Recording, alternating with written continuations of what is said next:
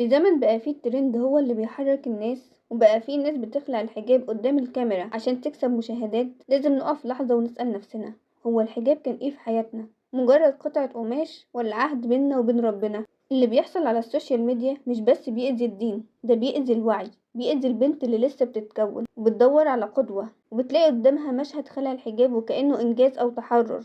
أنا مش هنا عشان أهاجم حد ولا أجرح في حد، أنا هنا عشان أفكر وعشان أقول لكل بنت: انت مش ترند، انت رسالة. الحجاب مش موضة، الحجاب عبادة وخلعه مش حرية. لو كان هدفه كسب جمهور على حساب رضا ربنا، الحرية الحقيقية مش اننا نعمل اللي احنا عايزينه، الحرية الحقيقية اننا نختار رضا ربنا على رضا الناس. الحجاب مش فرض بس، ده حماية، ده سترة، ده احترام للنفس. وكل بنت لبست الحجاب لبسته لانها صدقت ان ربنا امرها بيه، مش عشان ترند ولا صورة ولا لايك.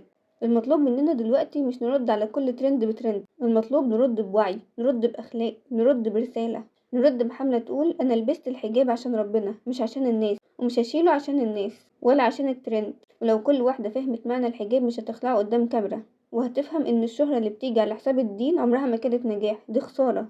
ربنا قال: ولا تتبعي الهوى فيضلك عن سبيل الله. فخليكي واعية، خليكي ثابتة، خليكي قدوة. مش كل ترند يستاهل اننا نمشي وراه، بس كل فريضة تستاهل اننا نحافظ عليها. وقولي دايما: يا مقلب القلوب ثبت قلبي على دينك.